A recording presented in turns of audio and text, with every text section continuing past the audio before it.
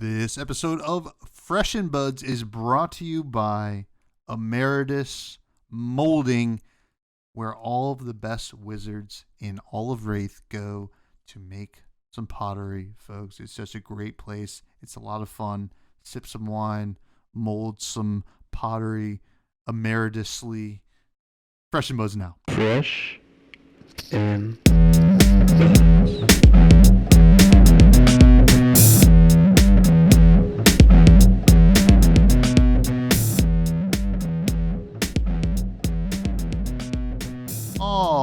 all right, folks, welcome back to yet another episode of Fresh and Buds. I am your host, Tommy Fresh, and you are all of my buds. And today, folks, we couldn't keep him away. MoBogsly, aka Mark Johnson, is joining us yet again on the show. A crowd favorite, let's be honest. Mo, what's going on, buddy? How you doing? I'm good, Tommy. I am good. I'm sorry that you had to settle for me again, but I'm glad to be here, so thank you. No, it's not settling. It's not settling. Listen, all right, I'll be honest with you. MoBogsly paid me to be on the show. Oh, don't leak that. Hold on. Listen, this is my only ad revenue is coming from Mark Johnson. But we got a great show for you all this week. It is the week of Pro Tour Amsterdam, and if you couldn't tell, neither of us are in Amsterdam. So I thought, what better way to celebrate that than to make wild hot takes about what we expect from the Pro Tour and also our ideas on a lot of the controversy that is happening around this meta and what's going on. Just shout it into the void from the safety of our own homes, where anybody, that disagrees with us can only comment negatively on the YouTube video, which feel free to do so. Engagement is key. Now, before we do that, what's going on, Mo? How you doing? What's new with you? I'm doing good. I just I moved, so that was pretty exciting. I still live in Denver, but I live in a studio now all by myself. So, a little bit lonely, but it's nice. I'm downtown Denver. I have a beautiful view. The Rocky Stadium is like a 10-minute walk, so it's really nice. I'm just kind of settling in. Sadly, couldn't go to Amsterdam, just on my price range, a little too pricey, so decided to just hang out with my best bud, Tommy.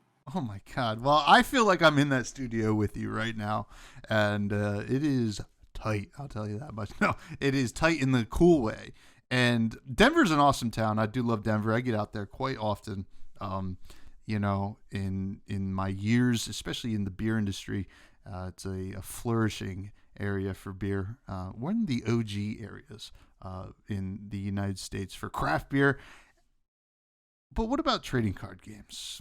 You play quite a few. You're jack of all trades, right? Maybe master of none. No, I'm kidding. We'll get to that. How have the TCG playing been going? Because you did have a decent showing at US Nats in Minneapolis. Yeah, so at US Nats, I got 22nd, going X2 in both formats. So 2 losses in CC, 2 losses in draft. I played New. I think New is a great sleeper. Not even sleeper anymore. I feel like at Nats, she was a little bit underrepresented for the meta. I think going into Amsterdam should be a lot more popular. But I think this is a super healthy CC format. I think New is positioned really well. Both my losses were to blind Azalea flips to kill me. So the last turn of the game, they flipped, they hit, I died. That's fun. That's just fun card games. I think this draft format is one of the best, if not the best draft format we've ever had. You can stay open till pack 2 sometimes, just take all the good cards, like the good blues. I think it's a very skill testing draft format. And yeah, 22nd place. Which is quite good. Now, it was the difference. Now, not to bring up any saltiness on anybody involved, and it was all friends playing. The last round of Nats, you were playing against friend of the show, friend of you, friend of me, Mara Ferris. And as far as I'm concerned, you guys are teammates, right? Team Ascent. Shout out Team Ascent, one of the best teams going right now. And, neither of you could make top 8 at that point, but you're playing for a difference of what, $250 versus $750 if I remember correctly. Yeah, I think it was 250 or 750. Yeah. And the Elo as well, because I believe me and Mara, I think Mara is 74th, and I think I'm like 87th or 90th right now. Mm-hmm. So that Elo is also very important to both of us. So like money aside, I feel like Elo is always on the front of our minds when we're playing these games. Absolutely. And I got to catch the end of that game because I was one row up. I was playing to get into top 64. I unfortunately lost. It is what it is. And, I've paid my dues and I will continue to reflect on my losses. But I get up and I pack up my deck, my Riptide deck that I played all weekend. And I look around, I see, oh, there's MoBogsly and Mara playing. I'll watch a little bit of this because, two of my friends, they're teammates. This is interesting. I know that they're playing for a little bit of money here. That's very cool. Now, Mo was on new, as you've stated, and Mara was on Dash.io, which, correct me if I'm wrong, is a tough matchup for Dash. I think it's interesting. Mm-hmm. I think if the new player doesn't know what they're doing, Dash.io can blow them up. Mm-hmm. I think in general, it's about 60-40 favoring new. However, Dash.io is very explosive. There's a lot of skill. Playing against someone like Mara on Dash.io, I think it's closer to 55-45. Mm-hmm. Because I know she can pitch stack. I know all the tricks she can do. There's a lot of cool stuff you can do. So I think in that matchup, it was probably 55-45 in our skill level matchup, with my deck having the favor because it's just the favorite deck in that matchup. But it is a very tight matchup. She got unlucky that game and had like 5 boom grenades, like super just badly placed, right? Like 2 in the same hand. Just variance did not go her way that game, unfortunately. Yeah, which is like kind of the risky run play in that deck, I think a little bit, and there's some ways to mitigate it, but that is besides the point, right? I get up, my game had gone a little long-ish, and I kind of see basically a big stack of banished cards on Mara's side and a big stack of unbanished and ungraveyarded cards on your side. So I was like, okay, it looks to me like Mo has this one locked up. Now, MoBogsly's playing new. MoBogsly activates New's ability, right, against Mara. I'm like, oh, this is kind of interesting. Yeah, I mean, like, there's a ton of things in there, a ton of blues that MoBogsly can play, and you grab a blue boost card. All right, whatever. Send a little chip damage. You can't you can boost, but you won't hit, so it won't get go again. So you just say, you present 2 or 3, I forget which card it was, and then you say, I'm gonna boost, and I'm like, what's he doing?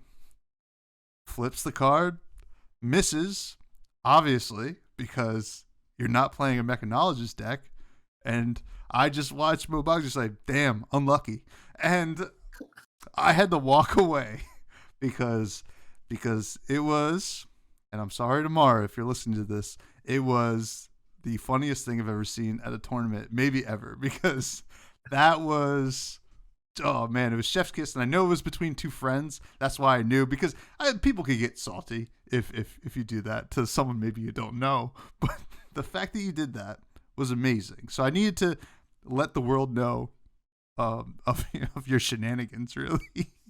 How'd you feel in that moment? So if you've ever played against me at a tournament, no matter if it's top 8 of a battle hardened or if it's a local armory, I'm a goofball. You've seen me play, Tommy. You've seen me. Like, I am playing the game for the fun of it, for the love of it. And if I see something that seems silly or dumb that doesn't negatively affect my percentage of winning, I will do it every time.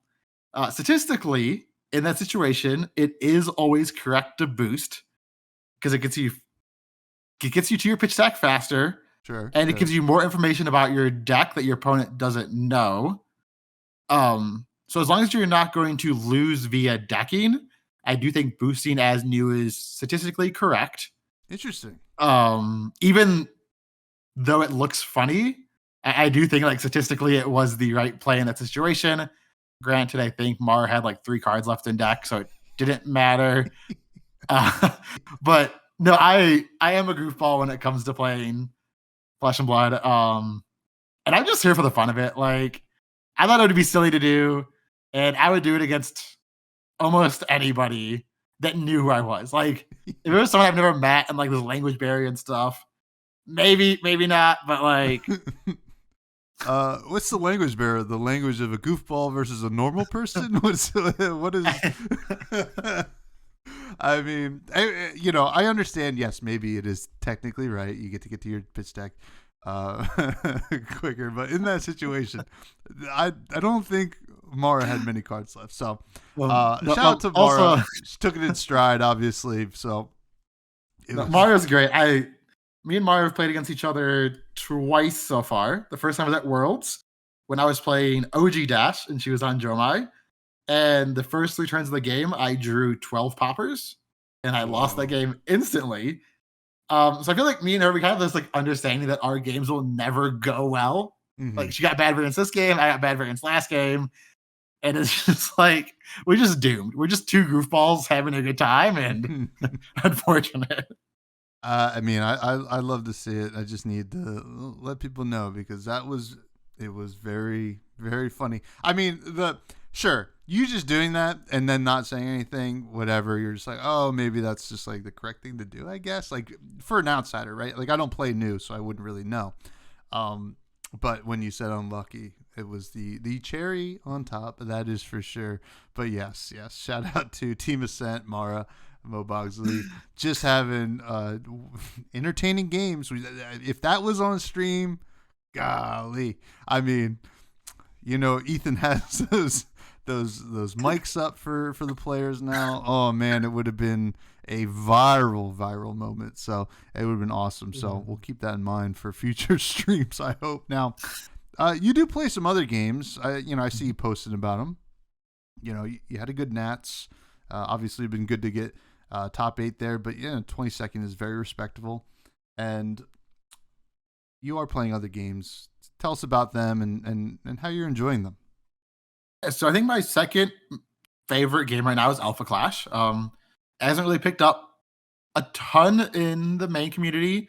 There's a lot of Flesh and Blood pros playing it, like Michael Hamilton's playing it, Roger Bodie's playing it, teammate Chris is playing it, Dagan White's one of the developers of the game. Mm-hmm. So like a lot of big names are into it. It just hasn't hit the mainstream yet.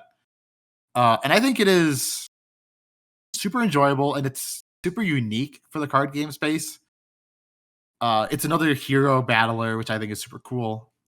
But I've locked up 2 Pro Tour invites and a Worlds invite for Alpha Clash so far. Oh, wow. Got 2nd place in one tournament, got 4th place, losing to Peter. So I've lost to Michael Hamilton and Peter, both in the top 4 and 2nd. And these are basically their calling events, I would say. So it's like their callings. Mm-hmm. There is an event coming up at Gen Con that I'll be going to as well. So I'm excited to play more Alpha Clash at Gen Con. Not to be a super sellout, but they're also making a board game, which I am on the box and in the rulebook as a game designer. Whoa! For the board game. I put a lot of blood, sweat, and tears into this board game. So I highly, highly recommend anybody listening to check it out online. Not to be a plug, but it is something I put a lot of work into. So, hey, well, listen, I think a common theme that I've found with Flesh and Blood players is, there's a decent amount of them that didn't come from other TCGs and more so came from board gaming, right? And Flesh and Blood, and I'm guessing Alpha Clash to a certain extent, like rewards that kind of board gaming mentality, RPG, tabletop mentality. And I'd be interested to play the board game. Not the TCG is not for me. I'll be honest with you, but it's not for everybody. And that's okay. Mm-hmm. But I always like to ask, and we had Dagan on a couple weeks ago. I'd like to ask Dagan how that's going, and it's just it's good to see, like I guess independent TCGs kind of thriving. I like to see that, so I always like to bring it up a little bit. Now, Bringing it back to Flesh and Blood, though. Flesh and Blood trading card game, the new classic TCG out of Legend Story Studios in New Zealand. They have a big set coming out, Rosetta, right? And I'll tell you what, right? The first time around, like, Aria was the first set that I was around for the release of. I didn't quite grasp Aria as a thematic concept at the time. I will say that, because I got in and I was like, Chain, Levia, like this like gross stuff going on. And you know, that's been a common theme in my playing. Obviously I play a lot of Riptide now. Gross things make me happy. So, and I know, listen, I mean, you're an exception, MoBogsly. You are a beautiful, beautiful human being and not gross whatsoever. Though I did just give you a layup for a blue cheese joke, but we'll move past it. Because I said gross things like make me happy, and you would. But we won't talk about that. But Rosetta is capturing my imagination. Is it capturing your imagination? We have 2 Rune Blades, 2 Wizards. You like to play at least a decent amount of Kano in your day. What are your thoughts on Rosetta and what's to come? Yeah, so I'm super excited for this set. Watching LSV play a Kano match on channelfireball.com is what piqued my interest in Flesh and Blood. When I first started playing the game, Chain was my first real CC hero that I've like put time in and won Road to Nats with and all that stuff. So like Kano got me interested. Chain kept me addicted. Now I get to play with 2 Rune Blades and 2 Wizards. Like this set is super exciting to me in lots of different ways. Lightning and Earth was something I was never super into. I think the elements, while they're cool, they weren't fleshed out super well in Aria. I think Ice was like, this is Ice, and makes sense. Lightning and Earth were just kind of like off to the side, being like, yeah, I guess it like thematically makes sense. But seeing what we've seen of the new cards so far, I believe the Wizard gains life to amp is the assumption. I don't think it's been spoiled yet. Yeah. We saw their spec, and it was kind of all about gaining life. So it does seem like rather than going super, I mean, it's probably going to go tall with the arcane damage that it sends, but it also is going to pad its life with life gain, right? Like it's this kind of like mid-range Wizard in a way, kind of like, hey, we can deal damage, but we can also take a step back and be defensive, where Acilio is probably going to be just spell, but not like a ton of damage, although there are cards that exist already that might make it a ton of damage. We'll see how that's handled. But are you excited about the Wizards more or the Rune Blades? It's really tough. I haven't found a Rune Blade I've loved since Chain, because I think Chain's playstyle was so unique, and I don't think either one of these Rune Blades are really gonna touch that kind of playstyle of like pitch stacking, then dumping your hand and doing 40 plus damage with all these seeds and stuff. For Wizard, I like my Kano as a mid-range Kano. Back when I used to play in Blitz all the time and CC, I really enjoyed the Sonic move for 4.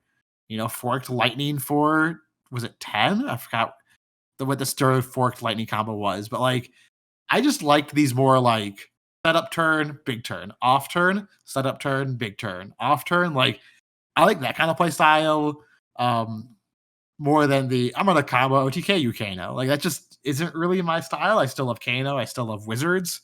Icelander really wasn't my style. It was just like, you can't play the game. So I think one of these 2 Wizards will be the, hey, I'm going to send big fun stuff, or small. And my favorite Wizard card right now is Mind Twist. The yellow, Twist. Yeah, with the dude's face all like, or maybe it is Warp. It's Mind something. Yes, that is my favorite Wizard card. It's been in my sideboard for so many Kano decks, and it just never was good enough. And I really hope that this is the set where that card shines. I have my 3 foils. I bought them day 0. They've been just on my desk. I got the playmat. I really want to cosplay as the Mind Warp guy. I've talked to a few people of how to make it happen. someone said they can like make a mask and like I can wear a mask, and the mind warp cosplay might be a thing eventually if I can get the face to work out. Well, that'd be really sweet to see. Now, the interesting thing to me when I look at Rosetta, right, and you kind of touched on it, right? First, we're seeing the full flesh out of each element, which is actually really cool and probably really important. I think that we've seen light, shadow, ice, earth, lightning, and then I guess draconic, right? These are the major talents we've seen. But like I do think these three elements are pretty important for what Flesh and Blood is, right? Earth, not just being about tall damage, but also being about, recursion and stuff like that, putting stuff back into your deck and like regrowing stuff. And then lightning kind of being say, hey, listen, it's going to be like go wide, but it also can be like a combo thing, right? Where like it's not just go wide every turn like some decks are doing right now, Ninja, but also maybe more like, hey, listen, we're gonna take some setups and then we're gonna go super wide with something crazy, like one big thunderstorm or something like that. And it is really cool to see that now. Also, this will be the most wizards we've had in CC at one time, right? We've had Icelander and Kano, right? It's 2. Now it's going to be Verdance, Ocilio, and Kano. That's 3. Are we going to see like a ton of more wizard battles going on at these tournaments and at the streams and the feature matches? I really hope so. I think wizard battles are one of the best ways to play this card game. I come from a Magic background who loved those like super instant speed control battles where you would fight over one thing resolving. I loved the Kano Icelander battle because there's a lot of using the stack, lots of you're going to do this, I'm going to activate Kano. You're going to do that in response. I'm going to pop my E-Pot. You're going to do this. I think in the most recent, was it the Realm 5K, was it? Yeah. There was a Kano battle in the top 8. Mm-hmm. I think that was super interesting to watch, right? Like there was a fight over an E-Pot breaking. And that's the kinds of things you can do in wizard battles. Will these wizards be able to play at instant speed as well as Icelander and Kano can? I don't think so. I think LSS is trying to get away from that because I think a lot of players don't enjoy that. I think they'll have some instant speed stuff, but I think they are going to try to go back to your turn is your turn. Storm Striders is for the pop-off turn and not allow as much instant speed stuff, but I could be wrong. I love instant speed battles. I think it's great, but yeah, it could be, if there's a lot of it going on, it could be a little bit toxic, I guess, in a way for the overall gameplay experience. I do like instant speed stuff that sets you up for your turn. Now, that is probably a really good design, not fix, but like a design mechanic that you can add to these wizards that are like, listen, I'm going to play this on your turn. I'm not going to win this turn, but I'm setting up to try to win on my turn. So, you're going to have to deal with it. So hopefully we see a little bit more of that. Now, you've hinted at it a little bit. Play a lot of Kano and Blitz, right? And you took a break from Blitz. You're on a indefinite break from Blitz since they added the sideboard slots and the way it affected the Kano matchups and stuff like that. Now, I want to know, what will it take to get you back in the saddle in Blitz? We need you to return to your rightful place in Blitz, which is second place out of Battle Hardened. I think I'm still in first place for second places in Blitz Battle Hardens. I'm not sure. I'm pretty sure I've got that title locked because people like Greya are so generous. People like Greya are so generous to just win back-to-backs. They don't want to touch my second place title, Sure. So I respect that. No one else has came for my second place. That's respectable. Well, what if they do? Then you have to. Like... I might have to come out of retirement. I'm currently like silently protesting because let's be honest, LSS doesn't care if I play Blitz or not, right? Like one less person at these events doesn't do anything. But at the end of the day, maybe the Rosetta premiere will be my return to Blitz. Is the Battle Hardened Sunday for Rosetta premiere Blitz? No, it is sealed, I believe, which means that you could technically get second place at a Battle Hardened with a young wizard hero. Okay. That might. We just pad the stats a little bit for you. All right. I appreciate it. So does my top 4 in Japan count as, because I was young, that was sealed in draft? It wasn't a wizard. Oh, but one of my second places was with Prism. Oh, then. Oh yeah. This is kind of messed up. But you top 4. You didn't top 2. Oh, okay, fair. Come on, we're talking about second place. I might check out Blitz when the new wizards come out. We'll see. I heard Blitz is pretty toxic right now with Zen. Is it really? I heard at the Battle Hardened at the Realm event, it was basically Zen's getting kills on like turn 1 and 2. Whoa. Just like super unhealthy, super degenerate. Is Stubbies legal in Blitz? Maybe it is. I don't know. I think it is. Is it? I don't know. I don't even want to. As you can tell, I haven't looked at Blitz. Comment below if Stubbies is legal in Blitz, please.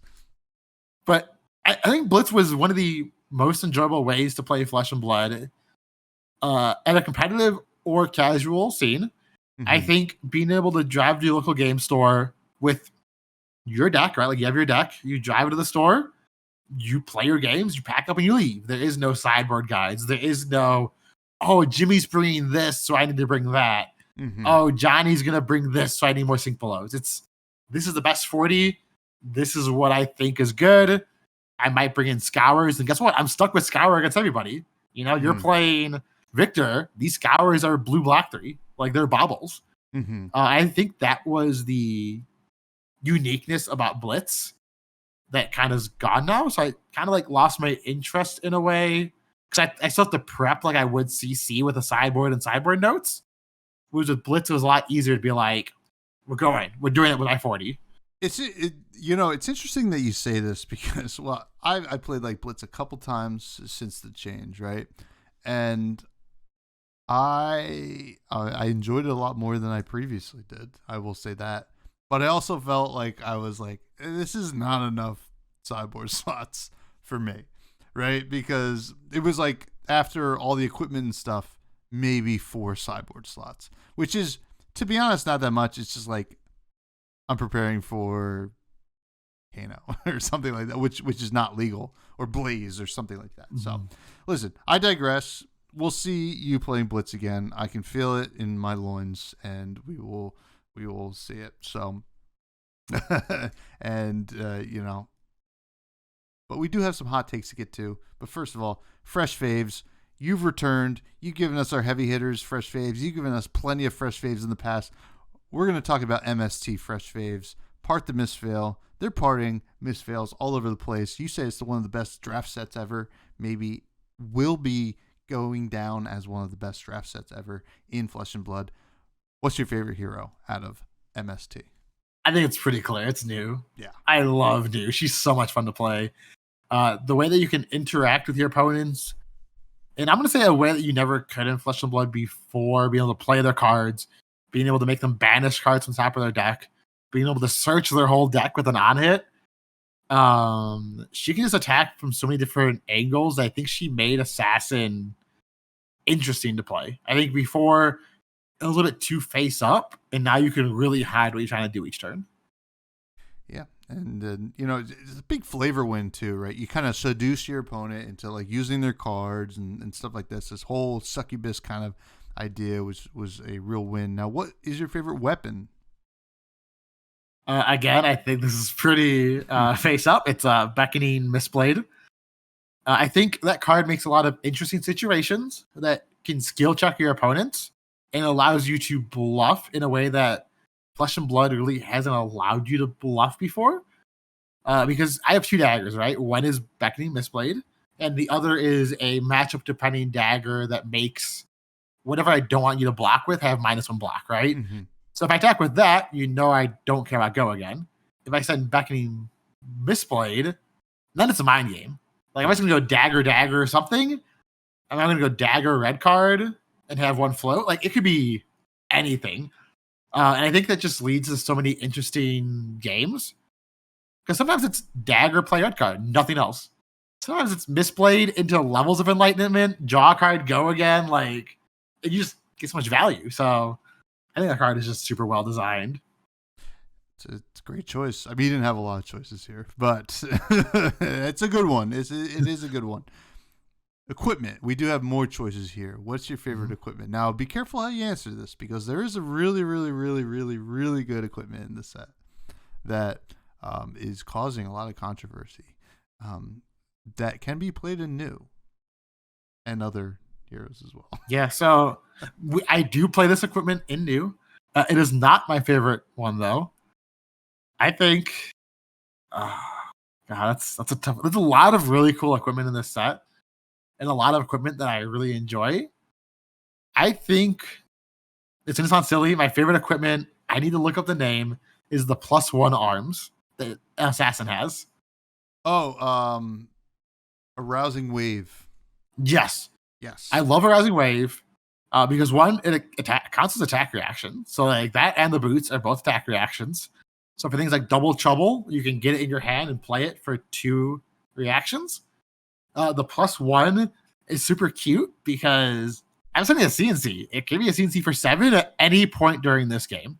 Like it is an on-demand breakpoint for 1 that triggers attack reactions when you need it to. That you can arsenal if for whatever reason you just want to like pop in an arsenal it. It just does so much, and it's so sneaky. It blocks for 1. That card is a ton of fun. Like it's a ton of value on that card. And it's the same reason, like, you know, KO loves sending a CNC with a Might token. It's the same reason, you know, freaking like Oldham used to play blue. Oh man. Oh, lunging press. No. The ice, the +1 and on hit ice. Oh yes. Yeah, I forget what it was. I remember Dagan White playing in Oldham at US Nats Charlotte like 3 years ago, and it was like, well, it's CNC for 7 on hit, Frostbite. So like, I was like, yeah, that seems pretty good. I wasn't that good at the game then. I guess not much has changed. What's your favorite other card in the game or in MST? Other card just in general. I have 2. Okay. One is the new Leviathan card. Oh yeah. I forgot the name of it. I'm like blanking on names right now. Me too, to be honest. I don't know why. Like it's the busted card for Leviathan. Like that card. It is Shadow Realm Horror. Is that what it is? That could be it. That sounds right. Yeah. So I'm gonna take a look. But I love it because it's another go again card. Yes, It allows you to place. What's up? Shadow Realm Horror. Sorry. Shadow Realm Horrors. Yes. It's just like it opens so much for Leviathan that makes her more consistent. It's another 6. It's another go again. It could be huge pop off to just like quote unquote draw you a card that you could play. That card does so much. And on the other end of the spectrum, my favorite card is Stir the Pot. Okay. And now it might be silly, but having a way to shuffle your deck and get a chi out of it, which is a reward, is super rewarding. Sometimes you have a really bad pitch deck, and you're like, if I get a second cycle, I lose. Mm-hmm. And a deck like Assassin, realistically, I don't care what order my cards are in because they all interact with each other in such a cool, interesting way that like shuffling doesn't hurt new as much as it does someone like Bravo or someone like Dory. Like I can shuffle my deck and Stir the Pot doesn't punish me. It almost helps me a lot of times. It's a cool one. And the art is adorable. That is so true. Now this is a new question we've added, thanks to listener Junior. What class and talent would you be if you were a hero in Flesh and Blood? So is this like if myself, like me as a person, or if I could create anything, what would I create? You, MoBogsly. Oh, or wow. if you can create, whatever. You know, what you can answer it however you want to. Or you can give us both. If I could create, I would be a wizard. I think that's pretty clear. I just love wizards. Yeah. But man, if me as a person was a hero, what would I be? So normally when I play like MMOs or like Overwatch or those kind of games, I normally lean towards the tankier classes. And like I'm a pretty big guy, right? Like I'm 6'1", like I'm like 220. Like I'm a big dude, right? So I wouldn't think mess with I'd be a guardian, honestly. Like I hate guardian gameplay. Like don't get me wrong, you will never see me play guardian, But you could be a but guardian. I think I would be a guardian, yes. With talent. What talent? Oh man. This could be your way to frame yourself in a way that makes more sense for what you would play, right? You're a I know it's not guardian physically. I know What it's is not your brain? technically I know it's not technically a talent. I think I'd be a mech guardian though. You know, it's Because I think I would have my shield and I'd have a little pistol behind it, and I'd just be like, pew, pew, like, listen, that's a pretty cool thing. Shields and guns together. no, you can just like, I would play that. I mean, yeah, it's kind of Call like of Duty Riot Shield. Like, let's go. Like, it's just Teklovasan, I think, in a way. maybe I'm still mech then. Yeah. But all right. Well, no, let's get to the real meat and potatoes, folks. Listen, it's time. Pro Tour Amsterdam's this weekend, and this is a scary one because there is a quote unquote best deck in the format going into it. It is kind of format warping, allegedly. We will see. We will see where each of us fall. We want to give some hot takes on what's going to happen this weekend. Now, in terms of CC, mostly, like whatever, draft, it'd be any of the three heroes, which is pretty cool. It's a very balanced draft format. Unless any of us have a hot take that's like draft sucks. No, I love draft, and I force Zen anyway. So, Pro Tour Amsterdam, MoBogsly. Let's start off with a huge hot take, the one that everybody's asking about. Which hero is going to win the Pro Tour?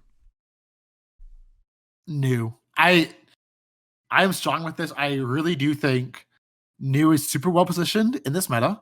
Mm-hmm. If I was going, I would be playing New. Not the exact list I played last time. I would have a lot of changes, probably like 15 cards off, maybe like a lot of changes. But I think New is just super well positioned right now.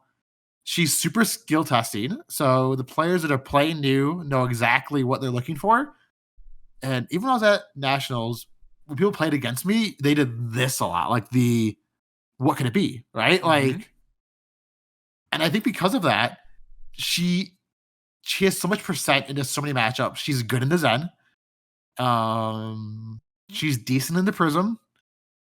The mirror match is super skill testing. I think there's just like so many edges you could have that make her able to win. The problem is Kano. She doesn't have a good Kano matchup. Yeah.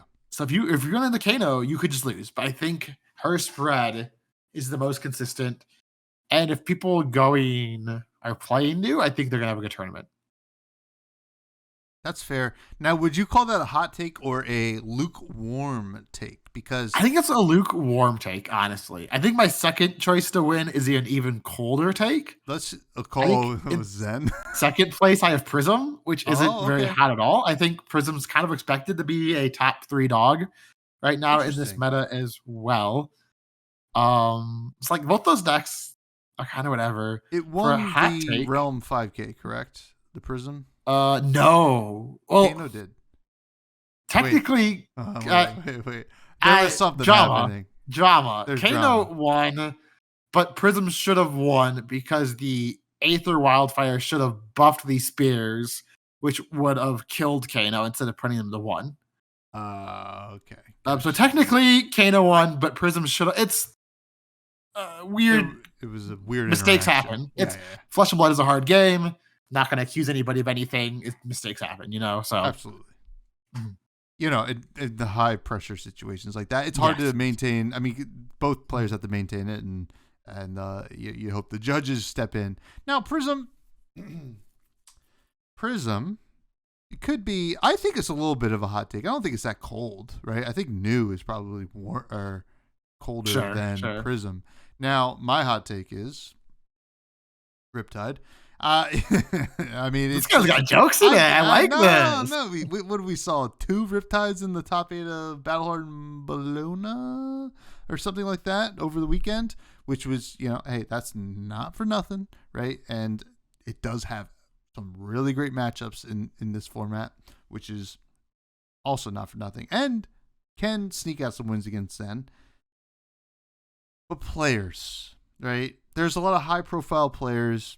The last European Pro Tour saw Matt Folks winning, if I remember correctly. That's the last one. Pro Tour I was just Lille. not even going along with it. Yeah, Pro Tour Lille, because this is only the second European Pro Tour, right? Oh, European. Okay, yes, Yeah. European. It was Matt Folks. Yep. So, if I mean, listen, I can't comment if the UK is Europe or not, but seems like home field advantage a little bit. So maybe European players may have a little bit of edge here.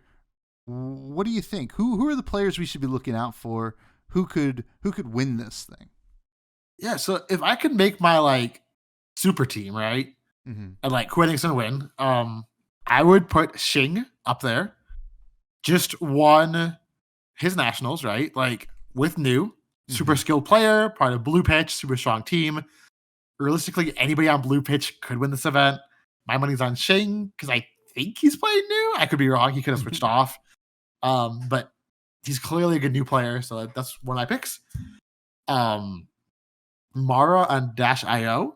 She went 7-1 at US Nats, only losing to fellow teammate. So she clearly knows the deck. It's good into Zen. It is good into a lot of the matchups that you expect. So I think she could easily win the event. Easton Douglas. Top 4 worlds last year, right? Yeah, absolutely. Absolutely. All these are powerhouse players, not just Ascent players, I swear. Yep. I mean, 2 of them are Ascent players, but keep going, keep cooking. Don't say it like that. Wait a second. Does this guy have a bias? No, I'm kidding. So another person, I think Brody. Yeah. He's on a slay this year. That's not even a hot take. I think Brody hasn't performed super well at the Pro Tour scenes.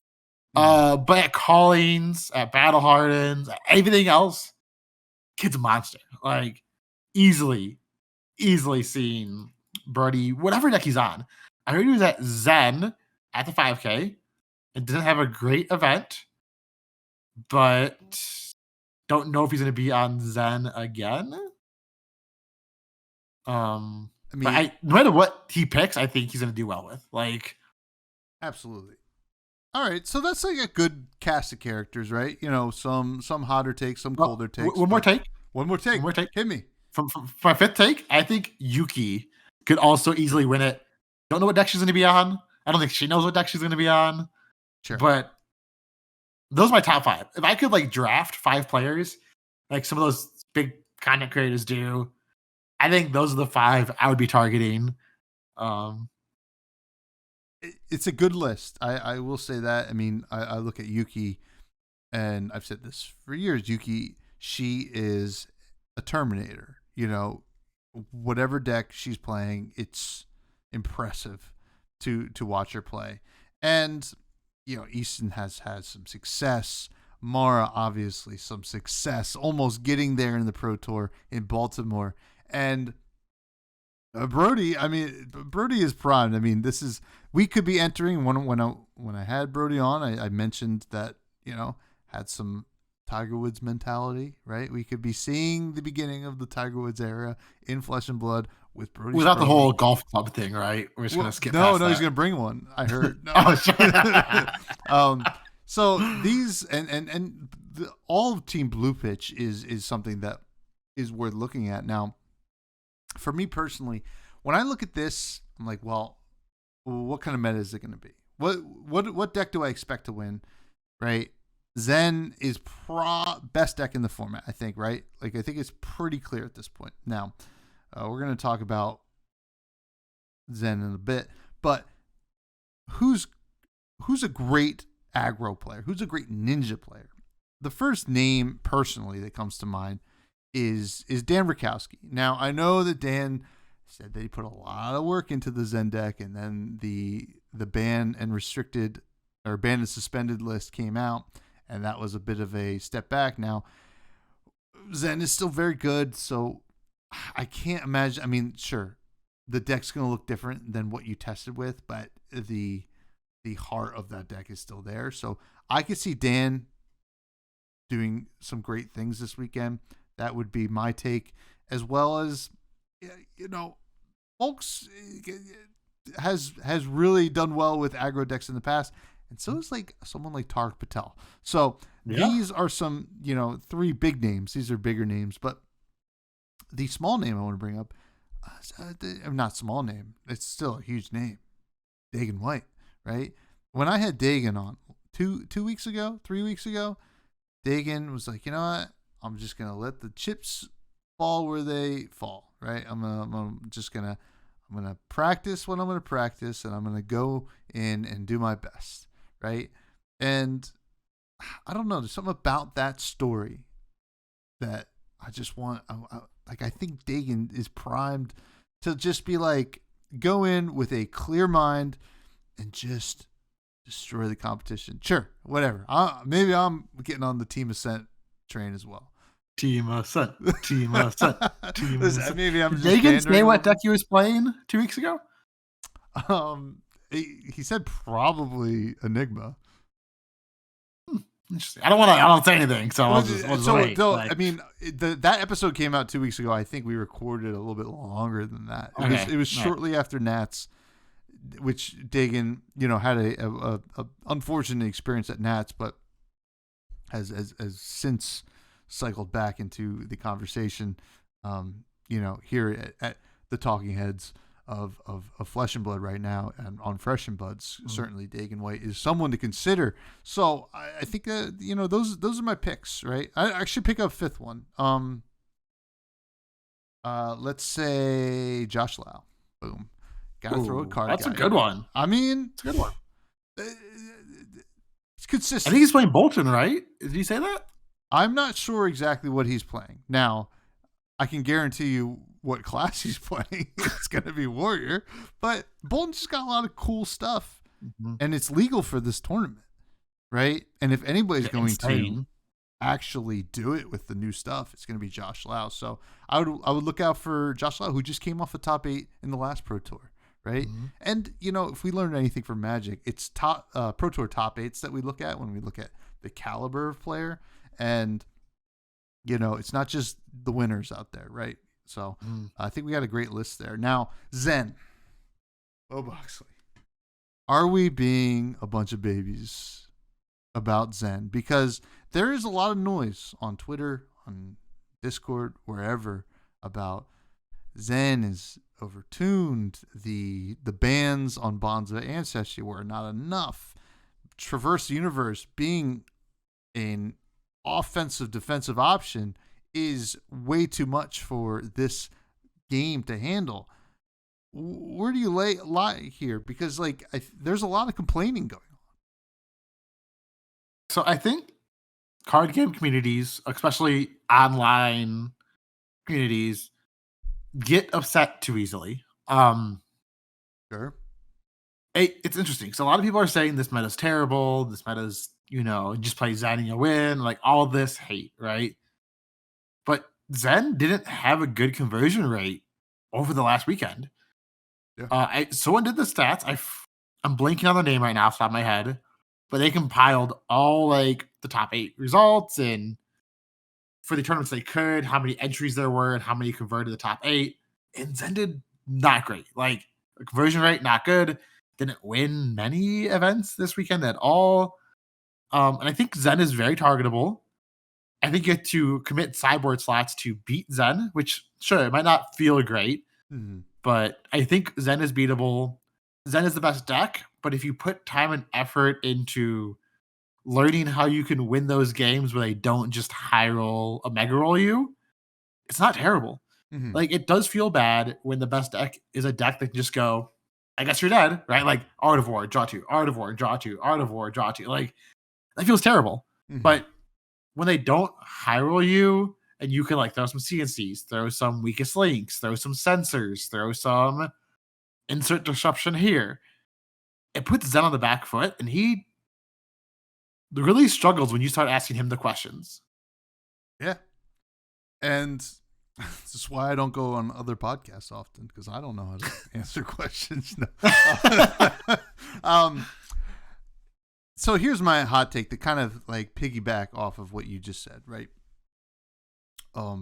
Zen obviously has this insane high roll potential, right? And that high roll potential kind of positions Zen as this best deck, right?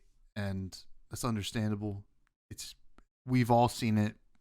We saw Michael Dalton do some crazy stuff, like the triple Art of War, whatever heck it was, top 8 of Nats. We see this stuff, right?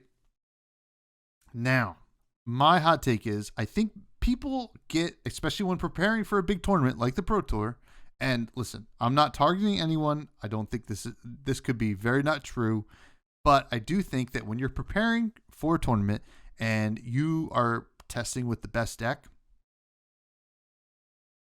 and all of a sudden this deck has the shortcomings that it does, like you mentioned, that you could struggle if you get on the back foot, or, you know, whatever happens, the low variance happens, and you don't do the crazy thing, it can be very frustrating. You're like, I'm playing the best deck. What's happening? Like, now I'm frustrated because I should be winning with this best deck, but like, because it definitely is, but I'm just struggling to get the results in my testing, right? So that can be very frustrating. You're like, I want a best deck that is consistent, right? I want Oldham. I want this. I want that. Now, the next hot take that I have here is the reason people get so bent out of shape with this format, right, is the best deck, Zen, correct?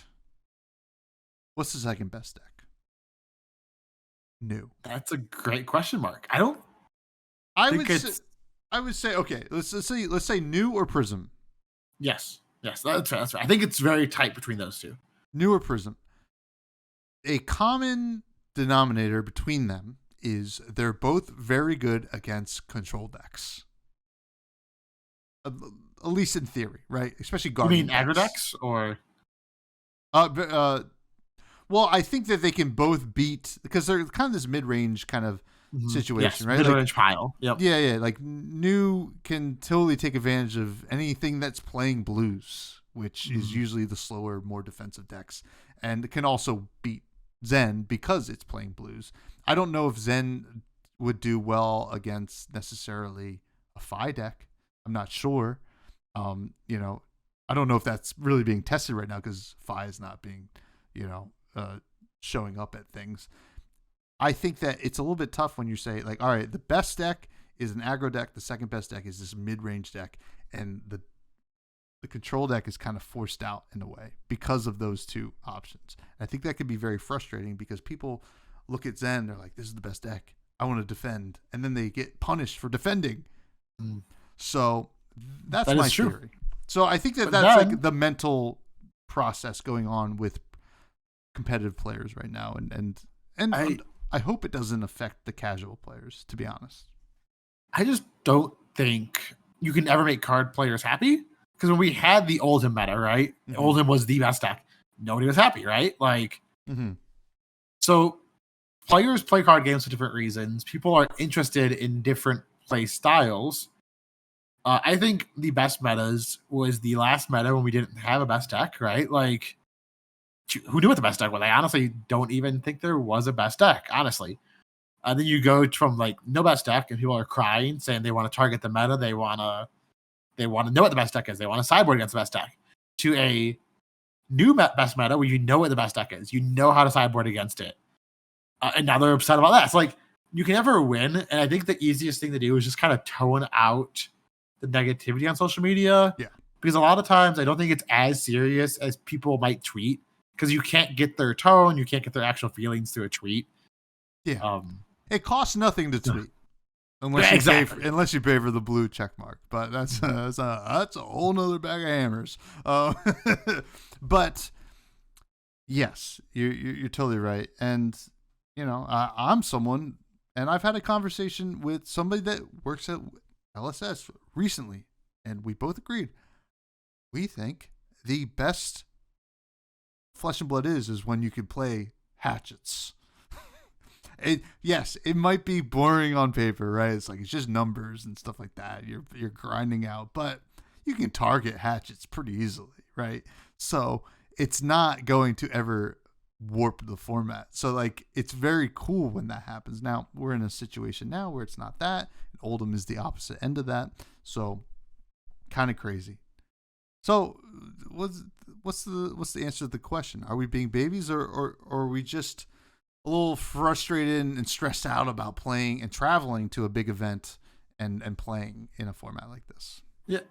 Ever since I started this game, I always looked at Ninja and I always said, man, I think Ninja's a problem. And not at the time, when I first started playing, it was Katsu Control, which clearly wasn't a problem. Mm-hmm. But you just look at these combo cards and you look at Fi, you look at Katsu, you look at Zen now. And even before Zen was printed, I was like, I don't like Ninja in this kind of game. I always was worried that it was going to get to this point where Fi got there for a little bit and then they banned Stubbies, I believe, and they kind of shut Fi down. And now Zen gets here, and guess what?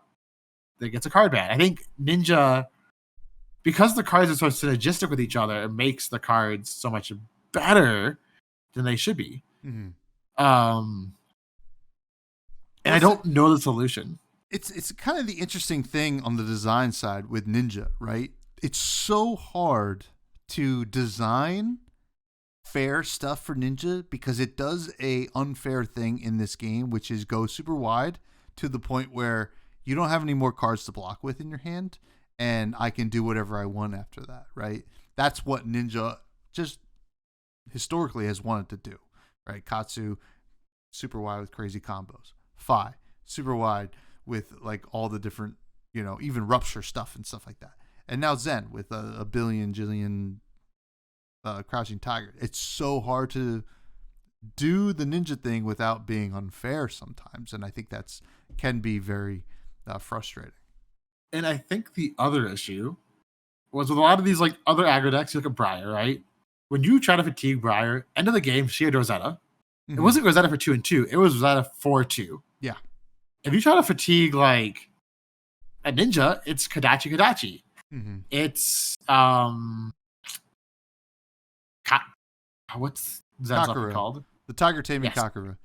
Yep, for 2, and then you'll have a chi so you can get a Tiger for 1. Right? That's 2 than 1. Mm-hmm. Or they're playing the Ice Blaze. I don't know what the technical name is.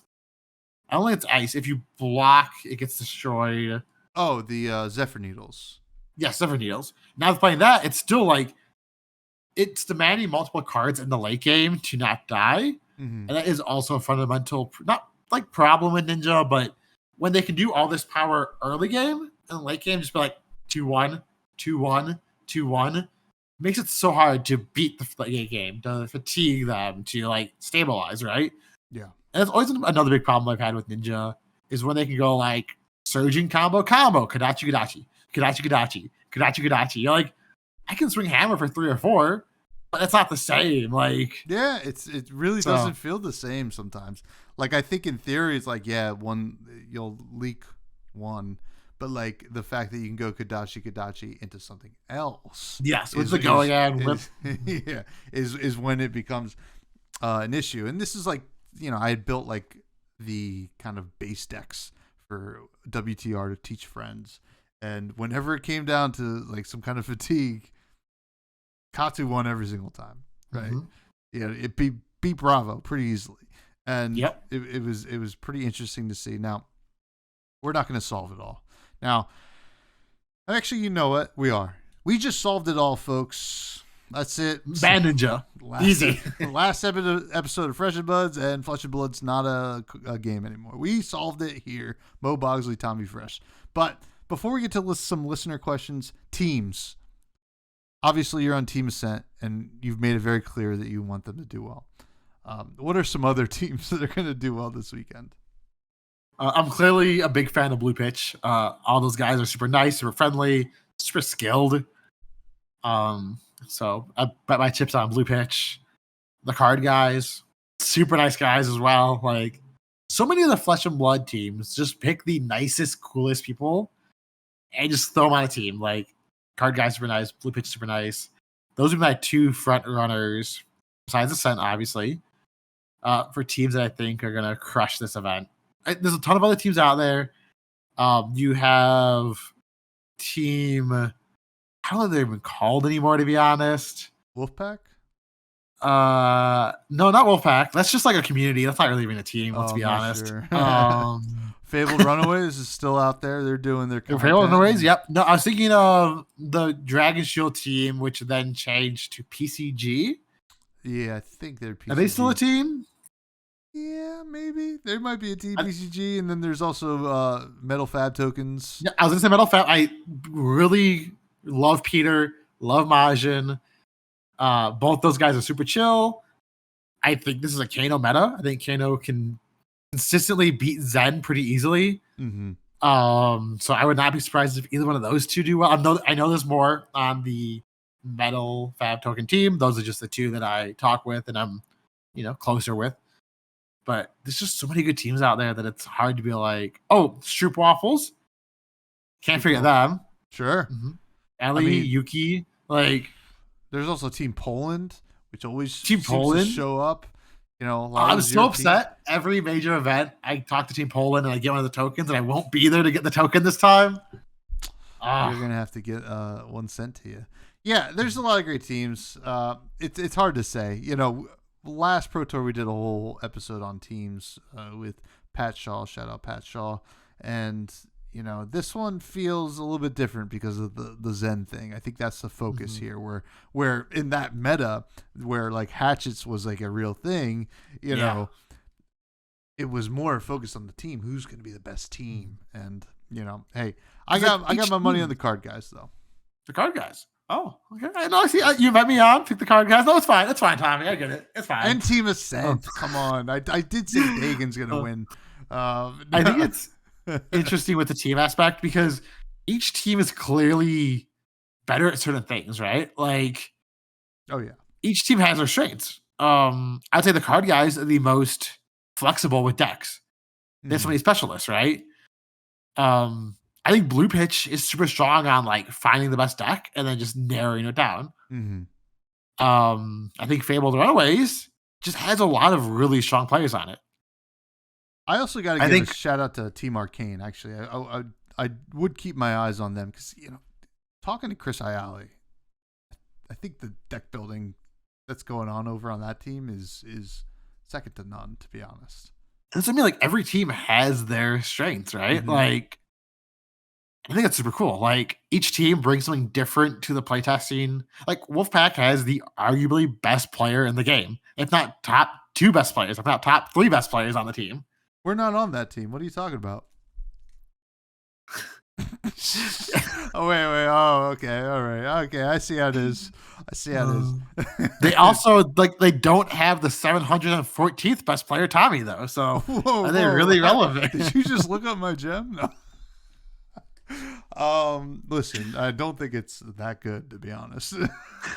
But anyway, I think we've effectively not pissed off anybody by we can if you want. We can start some beef. Which team's the worst though? Team Ascent. No, I'm kidding. No, they're all great. We all love you all. You're all our buds, and you're the best. We do have listener questions though before we say goodbye. You all enjoy the Pro Tour this weekend. If you're listening to this after the Pro Tour this weekend, I can't believe we got all that stuff right. It was pretty incredible. First question comes from Will from the Table Pit, who asks, Will Dash Inventor Extraordinaire LL this weekend?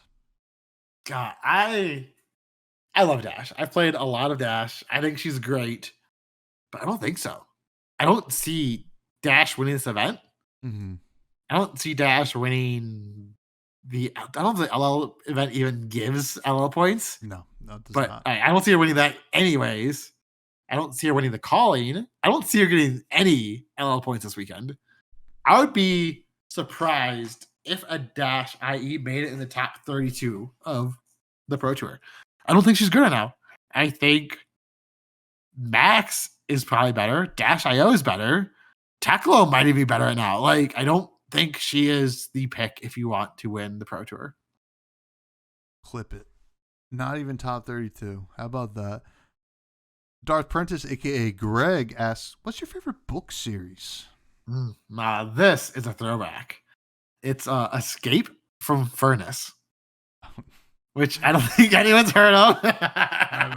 Who's the author? The author is Alexander Gordon Smith. Okay. Oh, AGS. Everybody knows AGS. Yeah, everybody knows AGS. No, I'm sure it's really good. He is known for writing Escape from the Furnace. I've heard that's a banger. This book will kill you. I don't know any of these books besides that one. This book will kill you. I've heard of that book. Really? Yes. All right. So it looks like he mainly writes like horror style book.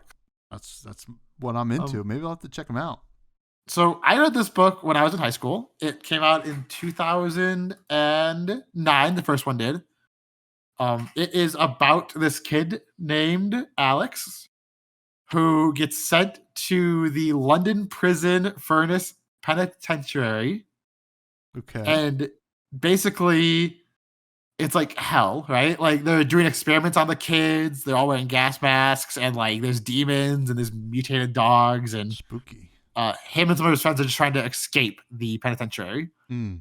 And it was just like, and I haven't read this book since high school, which was like 10 years ago, but I just always have found that book series to be really well written. Granted, it could be really badly written, and it was 10 years ago. But it was just like super interesting. My second favorite book series would be The Maze Runner. Okay. So that kind of like puts you, I think it's like the same kind of style of books, The Maze Runner and The Escape from the Furnace. It's both like struggles and like a little bit of horror, but like an interesting puzzle they had to like figure out of how to escape. I think the movie was terrible for The Maze Runner, but that's a whole different. Listen, I think I know people who like that movie, so yeah, they have bad takes. Who is it? Call them out. I don't know. I mean, I've heard people say, "Oh, I love that movie." Next question comes from Gary, who asks, "When you come into Philadelphia for our Chili's date?" Just blanked on where Philly was. That's New Jersey, right? Basically, it's across the river. It's in Pennsylvania. Yeah, so I was gonna go to the New Jersey Battle Hardened, and when me and Tommy were hanging out at Matt's, he told me to never come to New Jersey, and I'm not welcome in that part of the country. So unfortunately, Greg. No, this is Gary. Gary asked this. Oh, this is Gary. My bad. Unfortunately, Gary, I'm not allowed in that part of the country. Otherwise, Tommy's gonna get very upset. I'd never said that. It's true, but I never said it. No. And then the last question. Honestly, as soon as you guys get a real airport that isn't terrible and always delayed, I'll consider it. Philadelphia? Why don't you fly out to Denver and come over here? Philly airport ain't bad. But then I have to go to Philly, and like you guys have the Eagles, and that fan base is terrible. And I kind of just assume the whole city is as bad as the Eagles are. So you can fly into Newark, right? Nobody wants that. Nobody wants to fly to I'm just saying it's a United hub, which might be not a great place to go. I think it's they built a new wing. It's very nice.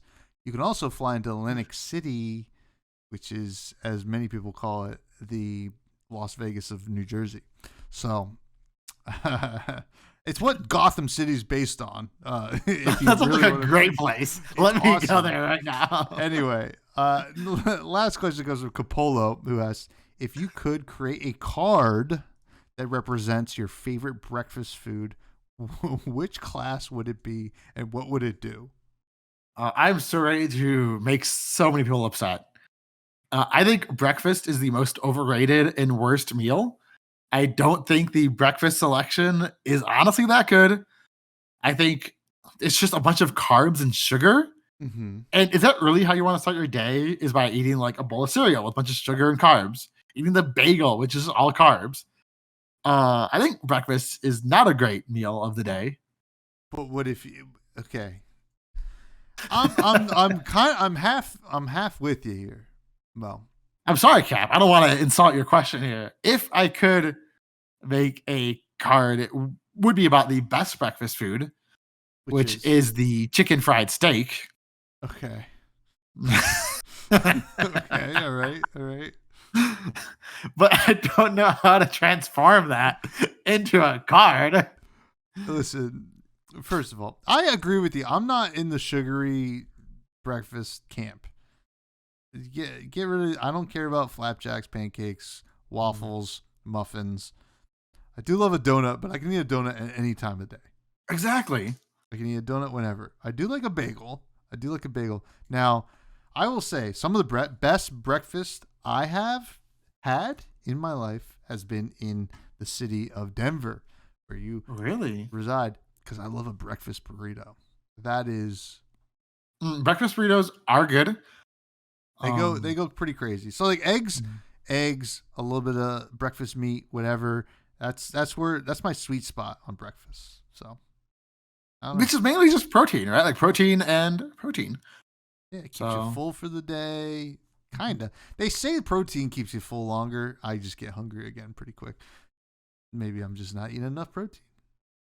But Capolo, the answer to your question is it would be breakfast sucks. Choose a better food group next time, and maybe I'll. Listen, it's a mechanologist card called Skillet, and it cooks Earth cards. All right, we're workshopping it. Love you, Cap. Love you, buddy. Capolo's the best. That's gonna do for the show, buddy. Can you please plug everything that you need to plug, and thank you. Yeah. Please follow me on Twitter /X at MoBogsly.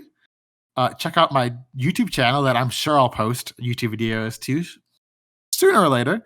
I think when I go to Worlds, I'm gonna actually vlog. I have like a little like mic thingy here. I got like a handheld thingy. So like I plan on actually doing. I plan on doing some content for Japan, so look out for that. Please hire me as a caster. I'm begging you guys, please. But no, I don't really have much to shout out. It's MoBogsly wherever you want, and just keep supporting Tommy. Tommy's a great guy. Terrible food taste, but like great person. Besides what he said before we recorded this podcast, but like that's fine. You know, I can't say any of that. We really got in deep and dirty before the pod. No, the best way you can support MoBogsly is by tuning into every MoBogsly episode of Fresh and Buds that we have, and that will continue to come out. You know, it's just a blast. I've a ton of fun talking to Mo. So when MoBogsly is on the podcast, it's like it's kind of like, you know, when you're growing up and whichever parent it was, your dad or your mom, whichever was the authoritarian was away and you had to be with the other one, is like, oh, we're doing pizza for dinner and lunch or something like that. It gets a little crazy when it's just me and MoBogsly here. So you can continue to find me on Twitter /X at freshbudspod. Check out the Buds Discord, YouTube, comment, like, subscribe. I've been streaming more. I've been putting up gameplay videos. And then also Fresh Juice is my indie game podcast I do with my cousin, who is popping off in the Once Human world. If you're into that game, check out his channel, Matty Gorm TV. I believe it is on YouTube, or maybe it's just Matty Gorm. And finally, MoBogsly food. What food are you shouting out this week? I always forget to like think of a food because there's so much good food. You know what? I want to shout out fried lasagna. Wait, okay. All right. Is this a Midwest thing? No, I was in Japan. It was 12:45 at night, maybe 1 a.m. Me and Chris, good friend, were looking for somewhere to eat in Japan, and we noticed this random restaurant was open. And it was like a 10-minute train ride. We went there, right? We got stuck on playing Mario Party Pachinko. We spent 3 hours playing Mario Party Pachinko. Went to this place. It was probably about as big as this little part of my studio is. Like not big, maybe like 20 chairs max in this place. Mm-hmm. Nobody in there. We walk in. Super nice waiter comes up to us, takes our order. I look at it, you're like, fried lasagna. So like, Wow. give me the fried lasagna and like some brisket egg pizza, right? Like, deal. Let me get one of each. The fried lasagna comes out. It was like an egg roll shell with like lasagna on the inside. And it was served on like lettuce. So it was like lettuce, fried lasagna egg roll thingies, and then like some cheese and some kind of dress, like salad dressing on top of it. Let me tell you, I'll send you pictures, Tommy. It was so good Send me pictures. that I ate that. I ate a full pizza and got more fried lasagna. Oh my God. It does sound amazing. I will send you pictures. I am going back there when I visit Japan. Our amazing waiter's name was Hiro, and I'm going to give him some gifts because that dude was great. We took shots together. Hopefully his boss isn't listening. His boss went to go get some more stuff. He came into my table. We did some shots. Like, it was a great experience. And that fried lasagna was so good. I hope his boss is listening because that would just be funny. Just check out this Flesh and Blood podcast. Wait, my hero? Well, because they took pictures with us. They loved us. That's And I was wearing my awesome. Flesh and Blood Tokyo shirt. No way, that's awesome. That does sound good. I'm all on board on anything egg roll themed in terms of cuisine. So amazing. Thank you again. Food's awesome. Charmers next week. I just saw him this past weekend in New Jersey. I said, you know what? We're gonna get you. We're gonna get you on this podcast eventually, but it's probably next week, or maybe not. Goodbye, everybody. Stay fresh.